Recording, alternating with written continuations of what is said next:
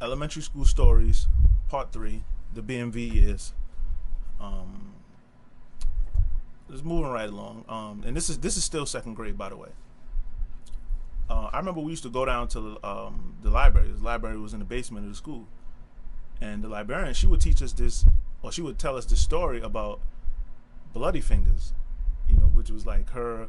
It was like a scary story that she used to tell, like on Halloween. I wish I could remember that shit. That shit was so long ago, but at some point she would just like moan, be like, "Bloody fingers, bloody fingers," and that shit used to scare the hell out of me. Like, I was like, "Yo, this chick is crazy. Like, what's wrong with her telling us this damn story?" It was like one of those like urban myths, or how the old stuff, something about kids in a hotel, and I really don't. I really don't remember that damn story. But that shit used to scare the hell out of us. Any of y'all, if y'all seeing this, if you went to BMV and you remember the story of Bloody Fingers, she used to tell that story like every year. So I probably heard it like 4 different times. And it scared me at first when I was younger. As I started to get to like second, third grade, it was more. I was more intrigued by it. I really haven't heard that story in so long. The Bloody Finger story. Damn, I wish I could remember it. I would tell y'all this whole damn story. But I'm gonna go to Bishop Infinity one day and talk to her, and hopefully she's still there, because she's one of them teachers. Cause I remember when I was there from kindergarten, and I went back in like middle school, like 7th, 8th grade, and she was still there. So I figured she'd still probably be there. So I gotta definitely get the Bloody Finger story so I could give it to y'all in full detail. But it was a good story. But anyway, let me move right along. I remember one day I wasn't even at school. I'm at football practice, because this is when I played. I played for the Intruders. Me and Calvin, we played for the Intruders. And one day we was just at our football game, and I look up into the sky, and I just see mad smoke. And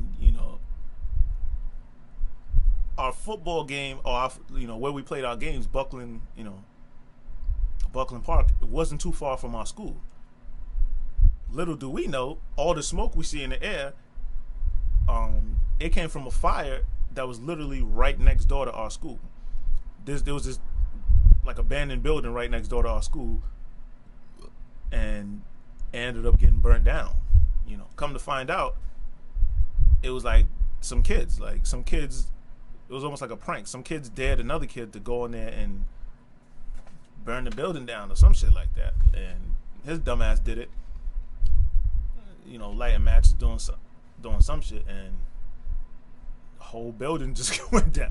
I remember coming to school the next day, or it might have been a couple days later, but whenever we came back to school, this shit was burnt to a crisp. It's not even like a side of the building was burnt or a little bit. The whole thing just was engulfed in flames. So, they had to put up like, there was already a fence, but I know they had to like put all these, the little yellow tape and all that. And that shit was crazy. Like, I think they actually caught the kids and arrested them. So it was just why I'm able to tell y'all the story today. But it was just some dumb shit, a little dumb prank that happened back in the day. But I remember I used to look at that building all day. It's probably better off, because you can't, abandoned buildings in these urban neighborhoods, these ain't the best place for them to be. People do all type of bullshit in there. Crackheads be staying in there, and you don't want a bunch of crackheads staying right next door to where a school's right there. You know what I'm saying? You never know what might happen. But anyway, another memory I have in second grade was when Sister Connie, she was doing like, she asked for volunteers to basically, we was doing like facial expressions. Or matter of fact, it was like showing emotion, showing like the different expressions, like happy, sad, mad. And I remember when she said it, no one raised their hand. So I'm looking around, no one wanted to go in front of the class and show them. But me, I used to watch so many movies. I was always fascinated with like acting and television movies and shit like that. So immediately when she said it, I'm looking around. No one raised their hand. So I'm like, man, I could do that. And so I raised my hand. I'm like, I'll do it. I got up in front of the class, and she was like, so happy. I smiled. I'm like, I'm teasing. And then she goes, so sad. And I'm just like, you know what I'm saying? And by this time, the class is laughing like this dude. And then it's like, show mad. And I'm just like, and I literally just put my eyebrows down, like, just damn near slanted my eyes all the way down. And then everybody's just dying laughing, like, and honestly, I feel like that's the moment I realized that I could be an actor one day. And I was like, I knew I could like show my emotions, even the non-verbally. I don't have to say anything. So for me, that was like the first hint that I could do it, because I just shot my hand right up. Well, obviously after I realized no one else did it, I was like, I could do that. And usually in them situations when the teacher asked something, everybody looking around, they ended up start picking people. So I realized it was better to put your hand up and just get it over with than be the one who gets called on. And now you like, oh man, now you feel nervous and shit. So I stepped forward to the plate, handled that, and I think I did a good job, I believe. And I remember we had like a Bishop McVinney school song. I don't remember the whole thing, but I remember enough of it. I'm gonna give it to y'all right now. It went, Bishop McVinney is our school. Bishop McVinney, you're so cool. The teachers here are really great. Just make sure you're never late.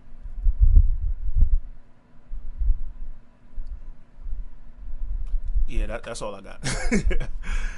You know what I'm saying? That's all I got, man. I don't remember that. Bishop McVinney is, oh, you're never late. Yeah. We didn't do that joint. That's something we did back in elementary, man. So yeah, I don't remember too much more of that. But I thought it was cool. It was like a little. It was more of a rap if you really think about it. Because it's not like we out here doing notes and shit. So it was cool that our school had like a little rap for us to sing. We used to sing it like every day before we went into class.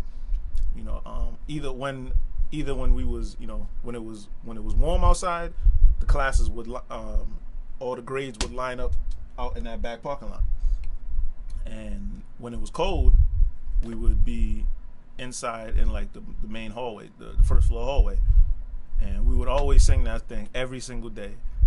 And I just thought it was cool that we had a song, but and it was a rap, and I love hip hop, so always a cool thing when hip hop is involved.